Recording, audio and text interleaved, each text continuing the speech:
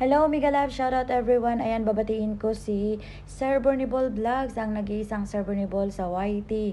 Ayan, Sir Burnable, happy birthday! May God be your guiding light, and may He always protect you from all the difficulties of life.